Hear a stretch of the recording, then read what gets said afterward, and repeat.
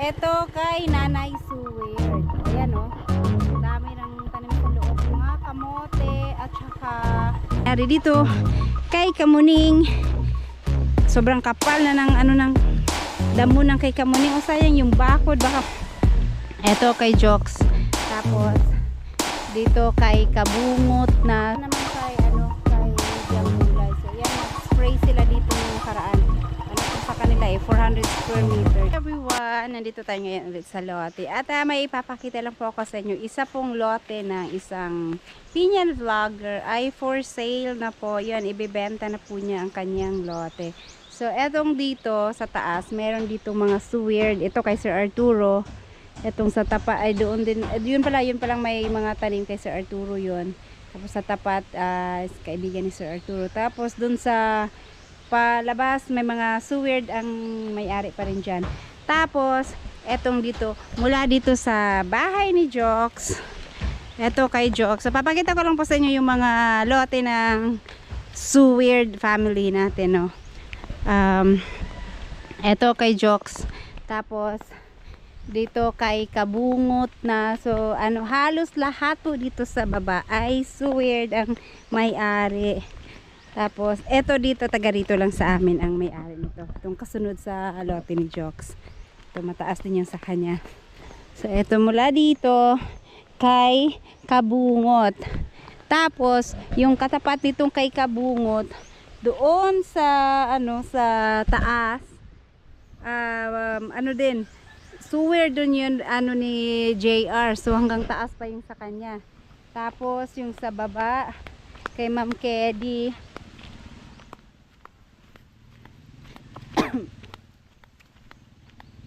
Ayan. Asa mo gikan? Namulang mo? Nanari man yun eh. Kadaog.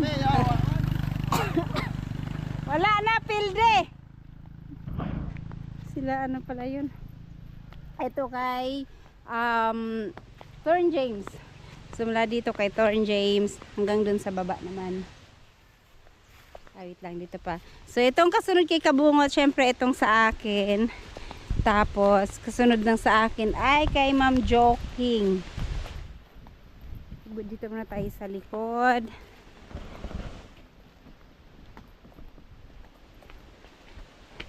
Ito kay Ma'am Kedi. Hanggang dyan sa may nakabakod. Tapos yung kasunod niyan yung binabantayan nila Nunoy. Pati yung dun sa may mangga hanggang sa dulo kay ano din yun, kay JR din yun na buyer. Nahuman na Jo. Dito para sila ano sila kalugit at nag skim coat sa loob ng bahay ni Ma'am Joking. Wow, ang ganda na tingnan oh. Parang nakapintura. So, pupunta lang tayo dito sa kabila din. Ulit. Ito naman kay Thorn James, malaki din. Ito kay Thorn James, oh, malaki. Mula dyan sa may yero hanggang doon sa may bakod nila Kamuning. Ito kay Ma'am Joking, mula ano to, 400 square meters. So, hanggang banda rito yung kanya. Itong dito lang sa gitna, hindi ko alam kung kanino to, pero ito taga rito lang din ang may-ari. So hindi siya mula sa ano suwird, no. Pero ilang slot lang ang hindi suwird ang may-ari dito sa baba. Halos lahat po ay suwird. So itong dito, hala ano nang nangyari dito kay Kamuning. Sobrang kapal na ng ano ng damo ng kay Kamuning. O sayang yung bakod, baka matumba na yung bakod sa dami ng para sayang yung tanim dito. Maraming tanim to eh. Maraming tinanim sila Kamuning dito. Mas mataas pa yung mga damo kaysa tanim nila Kamuning. Sayang naman. Yan. Oh, ang taas na ng ang hahaba na ng mga damo. Yan. Tsaka itong dito yan. Ito hindi ko alam kung kanino to. Tapos eto kay Kamaster. Uy, namunga na yung kaano ni Kamaster. Yung lote ni Kamaster. Eto naman kay Ma'am Nilda Salvador. So, ito hanggang dyan yan sa may bakod. Isa ding ano, so weird ano natin, family. So, ito yung kay Kamaster. Oh. Uy, ay namilaw. Tatingnan ko nga lang lote. Yung kay Kamaster is 100 square meter lang to. Pero, pahaba siya. Kaya mahaba hanggang dun sa ano, sa dulo. At nasa gitna talaga yung ano niya. Etong dito nagbakod. Ito din yung nilinisan noon nila Nunoy. Ang bilis dumami ng damo. So weird family din ang may-ari nito. So, ayan. Sabi nung may-ari ng lote na ibebenta na niya ang kanyang lote kasi ano daw, mas gusto niyang i-business yung pera kaysa yung lote, mas gusto niyang palaguin. So ayan, doon muna ako sa malilim kasi sobrang init dito banda. Dahu ba ang magbebenta ng lote natin? So dito lang ako sa malilim. Siyempre ako nangihinayang ako dun sa lote kasi sayang yung lupa kasi hindi yan nauubos. Pero yung pera nauubos, saglit lang ang pera, magkano lang naman yan. Saglit lang, magkamali ka lang ng gastos niyan. Wala ka na makikita. Kahit isang araw kayang-kayang ubusin, no?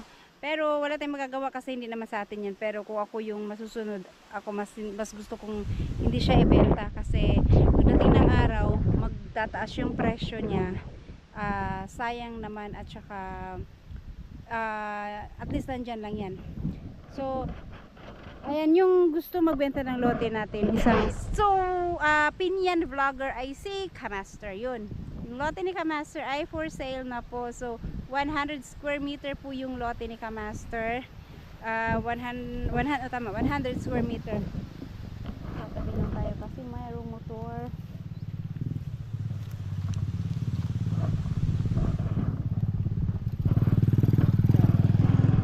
Tapos ang halaga po niyan is 50,000 pesos kasi dito sa baba is 50,000 yung per 100 square meter. So ayun, baka may gusto sa inyo or may gusto nyong saluin yung lote ni Kamaster. Maganda naman yung area niya. Kung natabi lang yun sa lote ko, pwede ko sanang akong kukuha para lumaki-laki yung konti yung lote ko. Kaso lang ano siya ang layo niya, hindi siya tabi, kaya at saka kaya okay na lang yung sa akin, tama na yun. Ayan, at syempre nakausap na rin naman ni Kamaster yung nag-sponsor sa kanya ng lote. Pumayag naman daw si Maring May. So ayun, nag-usap naman na sila, okay na din daw na ibebenta niya yung kanyang lote, kaya pinapahanapan niya na ng buyer kung sinong gusto. Sabi ko nga kila Nunoy kung sana kumuha sila dito ng lote o sa baba kasi para at least sa kanila na talaga yung yung lote.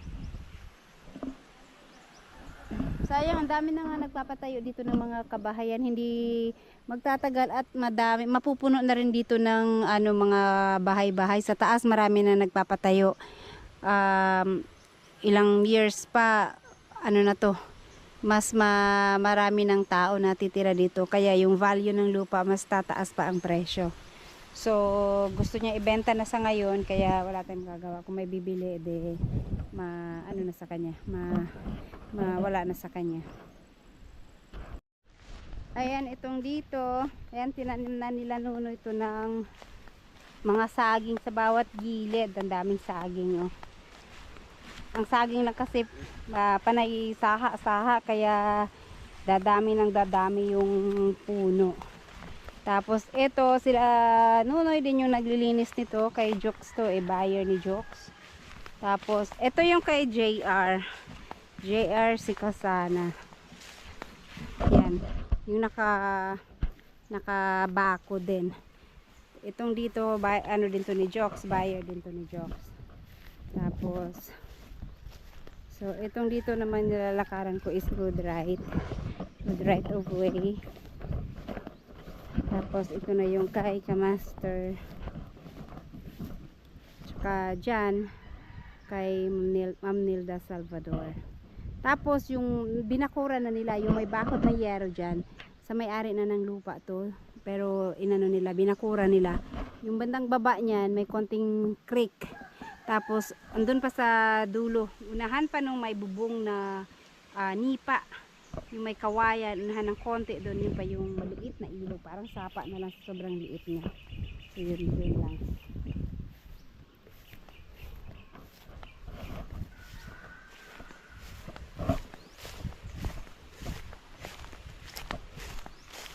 At ayun, baka gusto nyong saluin yung lote ni Kamaster, PM lang po kayo. Kasi ano lang naman yun, 50,000 pesos. Actually nabayaran na yun ni May ng 39,000 yung nabayad ni May. At kulang na lang siya ng 11,000. So may ano pa siya, hindi pa siya fully paid dito. Kulang pa siya ng 11,000. Dito tayo kay mainit. So, yun po, yung kulang na 11,000, doon pa rin kayo magbabayad sa, kung may sasalo man. Dito pa rin magbabayad sa may-ari. Dito pa rin yung payment. Tapos, ire-refund na lang yung nabayad na 39,000 kay Kamaster. Pero yung payment niyo po ay diretso pa rin sa, dito sa may-ari, hindi kay Kamaster. So, mag-aantay lang si Kamaster kung mabayaran na yung lupa niya. Tapos, pag okay na, saka na niya makukuha yung 39,000 na nabayad na kasi may balance pa na 11,000. Alright. At yun nga, sa mga curious kung bakit ito bibenta ni Kamaster, ay syempre gusto niyang inegosyo yung pera at manganganak kasi yung misis niya, kaya baka gagamitin niya rin siguro yung iba para sa panganganak ng misis niya. Tsaka yung natira parang pang niya, panimula. Sana mag-click yung magiging paggagamitan niya ng pera para lumago, para dumami. Kahit na maliit lang yun. Mag-umpisa lang din muna siya sa maliit para at least malay natin lumago naman at dumami yung kanyang pera. At ayun guys, syempre andito na rin lang naman ako at maaga-aga pa. Since malilim dito ngayon, tuloy ko lang maglinis dito. Kasi kanina, doon ako sa kabila naglinis habang hindi pa siya mainit. So ngayon dito naman kasi malilim. Alisin ko lang itong mga damo dito na side para baka mamaya makiat na to sa bahay. Ang bilis nilang dumami. So lilinisin ko lang. Ay guys, ito muna yung unahin ko dito na side lang. Tapos papunta doon sa gilid. Kasi yung doon, mag-aalis kasi ng mga kahoy dyan. Kaya saka na lang siguro pagka maalis na yung mga kahoy. Baka bukas, lilipat yung mga kahoy. Itong dito na lang muna sa gilid. Saktong-sakto, mainit ngayon. At least yung mga dahon, mga damo, pagka natanggal mo, siya, mabilis mamatay. Sobrang init. Kasi pag inulan to, nako, parang silang tuwang-tuwa yung mga damo, ang bilis nilang ang bilis nilang kumalat, ang bilis nilang dumami. Kaya lang, wala akong dalang bolo. Yung pang ganyan talaga. Kasi, alam mo naman, si mama, nakalimutan na naman niya kung saan niya nilagay. Kahapon, kinamit na yun kahapon. Tapos, tinanong ko kanina, sabi ko, saan yun kasi maglinis ako sa lote. Hindi niya na maalala kung saan niya nilagay. Baka naiwan niya dun sa pinagtanggalan niya ng mga damo. Kaya ito na lang itak ang dinala ko. Kaso lang mahirapan ako kasi baka mamaya masagi ako dito. Matulis pa naman itong itak ni Buyog. Baka ma-slice yung mahiwa yung ko, yung kamay ko. So ito, mabilis mamatay itong mga damo ngayon kasi mainit ang panahon. Ay. Ha? Pampang ka naman padagan naglayo-layo ang mga sakyanan. Kasi ha? Maka? Aw, kanang kuan. Si mama, sabi niya pupunta siya ngayon kaso lang umalis siya. Sumama kila Nanay Suwer, kay Biang Gulay. Sila hindi road test yung patakbuhin ng malayo yung sasakyan kasi bagong bili ng sasakyan sila Nanay Suwer. Bumili sila ng sasakyan. Sinubukan nila yung, Nanay Suwer, sila Biang Gulay. Bumili ng sasakyan sila Biang Gulay, kaya sinubukan nila yung break in. So, yun. Nag-break in sila Biang Gulay, tapos sumama sila Nanay Suwer at saka si Mama.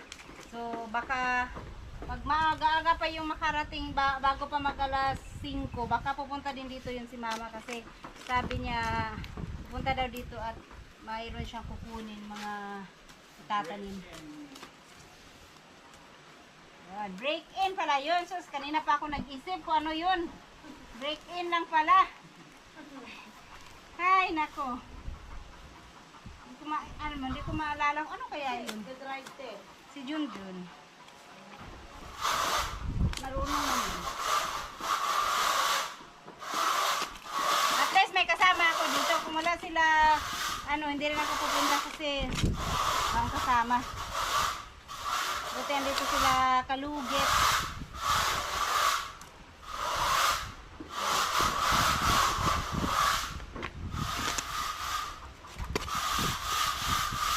Buti yung mga damo dito malalaki. Pag isang mo lang, malalaki sila pero nag-spread. At least, ilang puno lang yung kailangan kong alisin.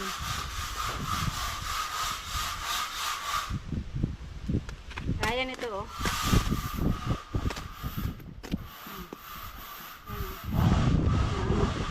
Kasi lang itong ibang pagkat ito oh. Yung ganito, pagka nagkamali ka ng hawak nito, yung dahon yung kati.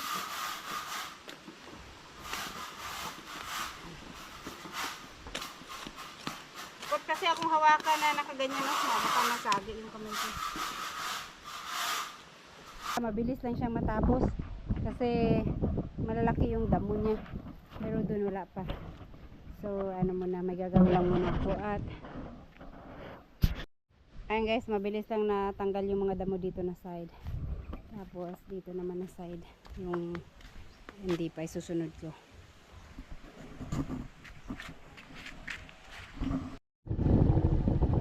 Ayan, syempre ito kay Kahilas. Ito yung sa kanya. So may isa pa. Tapos ito kay Nanay Suweird. Ayan oh. Ang dami ng tanim sa loob, mga kamote at saka ang daming kapaya sa loob ng lote ni Nanay Suweird. So, ang daming kamote, may mga alugbati din diyan. Ito yung sa kanya 300 square meters.